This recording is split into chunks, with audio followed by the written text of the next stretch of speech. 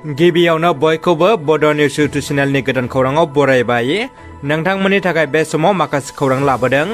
भिडिअखौ जोबजासे नायलांनो दाबाव आरो चेनेलाव गोदानब्ला अन्नानै साबस्क्राइब खालामना बेल आइकनआ अलाव होनानै ला आरो भिडिअखौ लाइक कमेन्ट शेयार खालामनो गुरै खावलायबाय। दानिया फैदो दिनैनि खौराङाव। जोबोद गोजोनथाव खौरां। 13 बोसोर सिंनि जोलुर गेलेनायाव नर्थ इस्ट इउनाइटेड एफसिआव सायख'जाना गोजोननाय लाबोदों जोनोमसा बर'आ। बलिउड सावथुन मुलुगनि एक्टर जन आब्राहाम बिथाङा दैदेननाय नर्थ इस्ट इउनाइटेड एफसि हानजायाव 13 बोसोर सिंनि हानजायाव गेलेनो सायख'जादों। उदालगुरि जिल्लानि सिङाव थानाय खाग्राबारि कासियासुबा गामिनि थागिबि बिफा बाबुराम बर', बिमा सान्थि बर'नि नैथि फिसाज्ला जोनोमसा बर'आ। उन्दै बैसो समनिफ्रायनो जोलुर गेलेनो मोजां मोनग्रा जोनोमसाखौ बिमा सान्थि बर'आनो गोबां मदद आरो थुलुंगा होबोदों। जोनोमसा बर'आ इयुनाव ISL आरो इन्डियान टीम बायदियाव गेलेनायनि गेदेर सिमां दं होनना मिथिदों। मोनसे समनि NDBनि गोख्रों दैदेनगिरि बि सुग्रेब एबा सनेश्वर बर'खौ जोबथा बिदाय होबाय। दुखुनांथाव खौरां।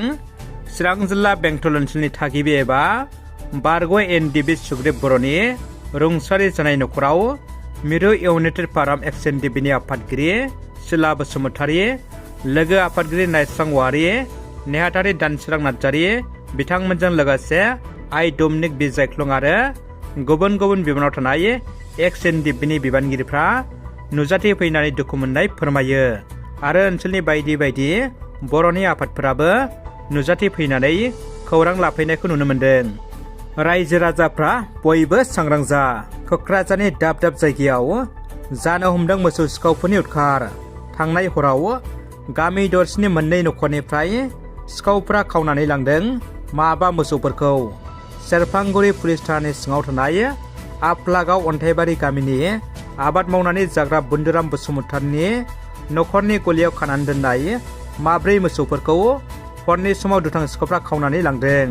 लोगोसे गामिनिनो गुबुन मोनसे न'खर बिरखां ब्रह्म न'खरनिफ्रायबो गलियाव खानानै दोननाय मासे मोसौखौ खावनानै लांदों दुथां सिखावफ्रा।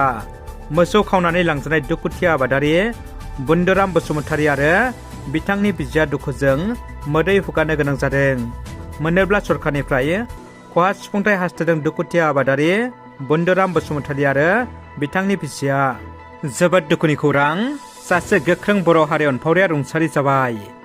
बड'लेण्ड सोमावसारनायनि सासे गोख्रों मावथि 1983, 1987 आरो 1988 मायथाइयाव बनरगाव दख'रा बर' फरायसा आफादनि आफादगिरि बिबान रुजुनबोनाय दानसोरां नार्जारिया दिनै अबथिराय रुंसारि जालांबाय। क'क्राझार जिल्लानि कसकाटा गामियाव जोनोम मोननाय आरो बनरगाव गोजौ फरायसालियाव सोलोंथाइ लानाय दानसोरां नार्जारिया सासे जिउनां हारि अनफावरिमोन। बिथांनि रुंसारि जानायाव हारिया सिफुंखौ हाय खहा जाबाय। बिथांनि रुंसारि जानायखौ मन्त्रि उरखावग्रा ब्रह्म बिथाङा गोथौ दुखु मोननाय फोरमायो आरो बिथांनि जिउ आत्माखौ इसोरा सोरगोआव आलो गोजोनै लाखियो बेखौ बिथाङा आरज गाबदों। चिराङावबो आनन्दराम बरुवा बान्था 2023खौ गथायदों।